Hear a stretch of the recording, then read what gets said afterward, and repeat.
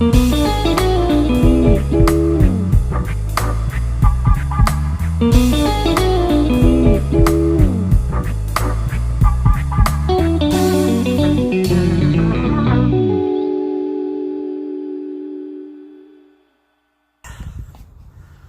we go.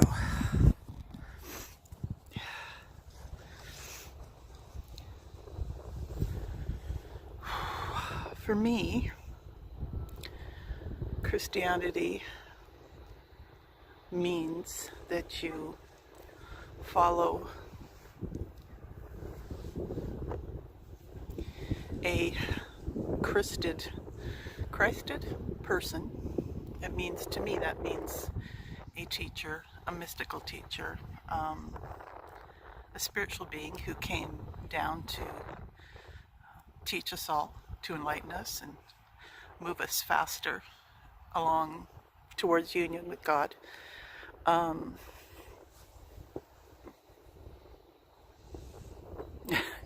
gotta stop looking shifty when I do these.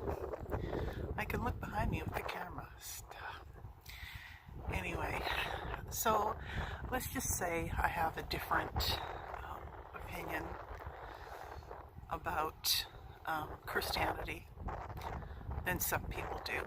There are people who believe as I do. The majority of them are in mystic faiths. They have more of a personal experience with God rather than reading the Bible and going by just the Bible and what it says, or having somebody else tell them how to interpret. A mystical experience is having your own personal experience. It usually involves meditation and with a focus on unity and oneness of everything.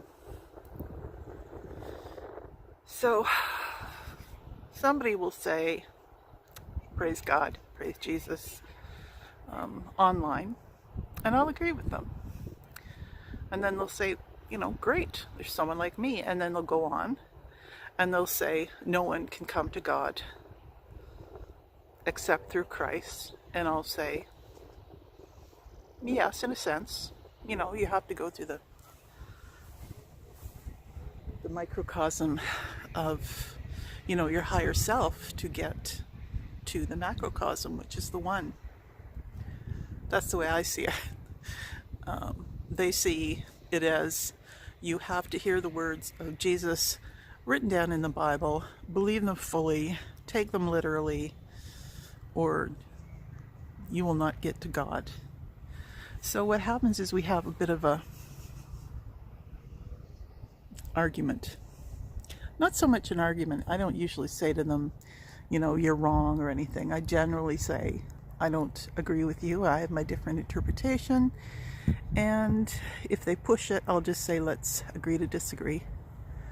Because I'm not here to change anybody else's opinion.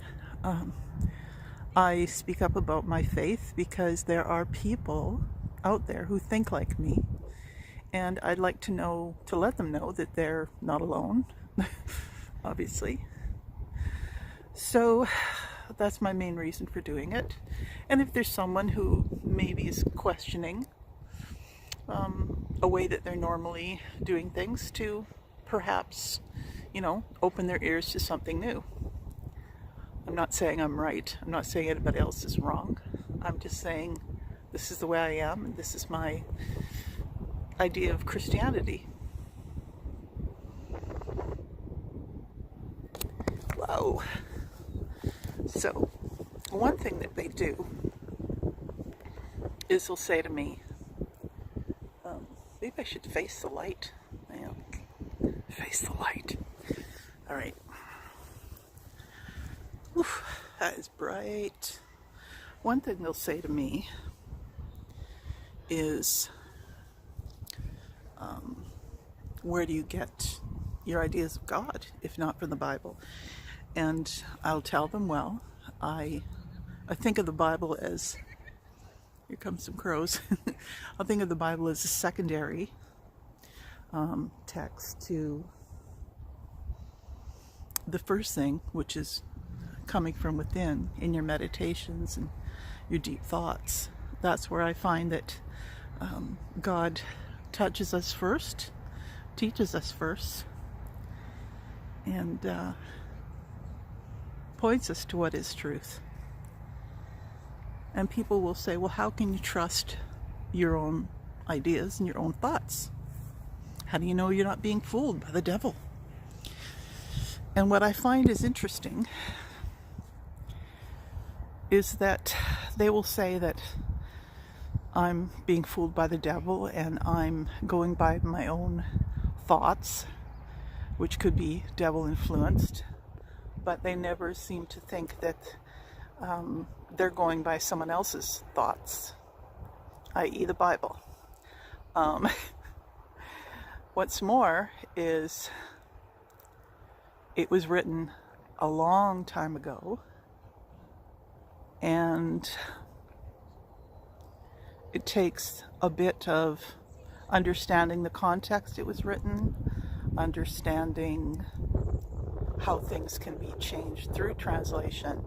And yes, I mean any spiritual text, anything when it's translated can be changed, because there's people that can understand writing, but they're not always exceptional at it. And besides that, there are, if you know anything about inner and outer mystery traditions, you know that there are different ways of taking a concept, and there are ways you can understand, and they're not literal. There's usually a deeper meaning. So for people to say you have to take the Bible as God's word, take it literally, that God doesn't sow confusion. Well, no, God doesn't sow confusion. But that doesn't mean we can't be confused by what man has done. And you can't deny that the Bible is written by men. And these people were probably incredibly spiritual, but do we know if they were perfected? Do we know if they knew everything that they were writing about? Were they taking something by a high master like Jesus and putting their own spin to it based on how they could understand it? It's no doubt that the disciples fought a lot over what Jesus said, because he even asked them within the Bible to not argue. And if you were not against him, you were for him. In other words, he was trying to get people to stop arguing and to keep studying, but first and foremost to practice love and to show love for one another.